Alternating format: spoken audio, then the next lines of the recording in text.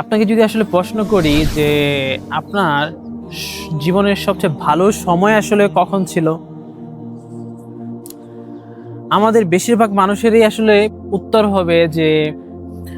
আমরা স্কুলের যে সময়টা পার করে আসছি, কলেজ বা স্কুল পর্যন্ত, সেই সময়টাই সবচেয়ে বেশি বেস্ট সময় আমাদের কাছে মনে হয়। কিন্তু ওই সময়ের মাঝেও ধরেন সারাদিনের মধ্যে সবচেয়ে ভালো সময় কাটছে যখন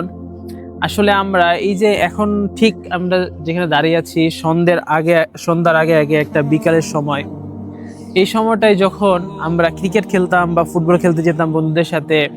ওইখানে হই হুল্লোড় হতো, মারামারি হতো, কেউ জিততো কেউ হারতো, কিন্তু আসলে কারো প্রতি কোনো বিতৃষ্ণা বা নেগেটিভ কোনো ধারণা ছিল না। আমরা হয়তো মারামারি এখন করলে একটু পরে হয়তো ভুলে যেতাম। তো আমার কাছে পার্সোনালি মনে হয় যে আমরা ওই যে সময়টাতে আমরা পার করে আসছি, আমরা আসলে মানে আমরা যখন বুড়াও হয়ে যাই তখনও দেখা যায় যে আমরা ওই জায়গাটাতে আসলে আটকে থাকি। তো তেমন কিছু না, জাস্ট আমার কাছে মনে হলো যে এখানে দাঁড়ায় থেকে যে বিকালে অনেকে ঘুরতে আসছে, বিকালে এখানে আসছি কোনো একটা কারণে,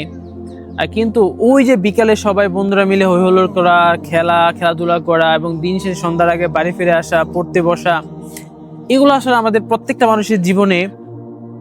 অন্যরকম একটা স্মৃতি। আমরা আসলে এটা কখনোই ভুলতে পারি না। আমি দেখেছি অনেক মানুষ যারা অনেক বয়স্ক হয়ে গেছে, অনেক বড় হয়েছে,